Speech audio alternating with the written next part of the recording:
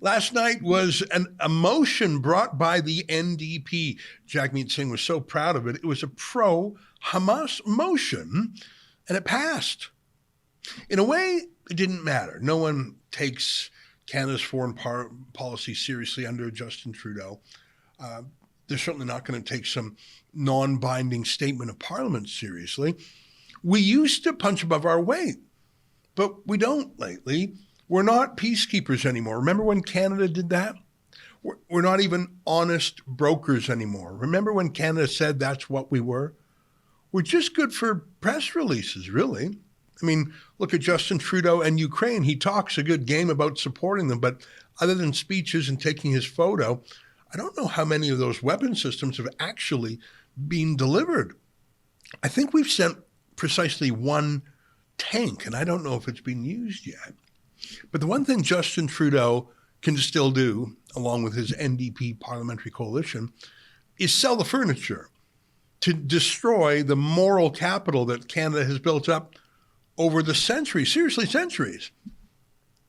Canada has a reputation amongst ourselves and amongst the world for being certain things, for standing certain things, for fighting with the West, the Boer War, World War I, World War II, Korea, peacekeeping, Afghanistan. So what Trudeau can still do, he can't build anything himself. He can't have any influence himself, but what he can do is auction off our heritage for domestic votes. And of course, to get that thank you video from Hamas, remember that? The statement by Canada, Australia, and New Zealand backing sustainable ceasefire in Gaza. We welcome these developments and consider them in the right direction toward isolation the fascist Israeli government globally and ending the longer ever occupation in our modern time. Finally, we call all countries and the free people of the world to keep the momentum going to support, aid, and show solidarity with the Palestinian people by all possible and available means. So yesterday's motion that the NDP put forward really did two things. Politically, it didn't do anything to change the war on the ground in Gaza, but it rewarded Hamas diplomatically and politically for their attacks on Israel on October 7th. And it rewarded local hate marchers for their attacks on our community. Here's a tweet that Jagmeet Singh put out. He said, breaking, the vote is in, and we have forced the Liberals to stop selling arms to the Israeli government, support the International Criminal Court and International Court of Justice, place sanctions on extremist settlers, and much more. Every single Conservative MP and some Liberals tried to block it. They failed. Well, actually, in a way, all of those things were existing Liberal Party policy, weren't they? In fact, Canada had already cut off what little arms sales we have to Israel. Canada has already stood with the fake international court. There's no such thing as an international court with any meaning, but Canada obviously supports it. Everything there was actually Liberal Party policy, but Jagmeet Singh, as he always does, takes credit for what Justin Trudeau did. As you can see, the community notes, that's the public fact checkers on Twitter where ordinary people can fact checks. They are already pointed out that none of this is actually binding. Jagmeet Singh pretending to have a win as it is. I think that the reason this passed in Parliament is pretty obvious. As you may know, Canada now has record immigration levels. Candace Malcolm of True North calculated that last year alone, Justin Trudeau brought in 2.2 million migrants. And you might be saying, what? I thought it was just 1 million. I thought it was just 500,000. No, when you add up all the foreign students and the foreign workers and the migrants and the refugees, it's 2.2 million. And a great proportion of those are Muslim voters. Now, obviously, not all Muslim Canadians are pro-Hamas, obviously, but they probably tilt, the pro-Hamas vote probably does tilt a dozen or more ridings that way. And Justin Trudeau is in a vote panic right now. He sees the polls. I think between those ridings where there are Muslim extremist populations that can tilt an election, plus the woke institutions in our country, universities mainly, plus the street thugs who have been shouting anti-Semitic slurs at any Jew they can, I think that's why this passed in Parliament. All those parties to the left are vying for that new vote that's up for grabs. By the way, never believe the anti-hate industry ever again. The human rights industry, the anti-bullying people, don't believe them. They don't mean it. They never meant it. They're actually the haters. Now, the resolution itself, like I say, is non-binding, but it sells our reputation. And I'd like to go through it a little bit. I'll show you what was in the bill. Now, there were a lot of shenanigans. Some of the Liberals thought it went too far. But there were amendments, and the last-minute amendment managed to make it, 10% less crazy, and so the Liberals got behind it. But really, the whole thing felt like a students' council election, including the costume party, by the way. You had all these MPs wearing the Palestinian keffiyeh, that scarf, as if they were, costume parties or something.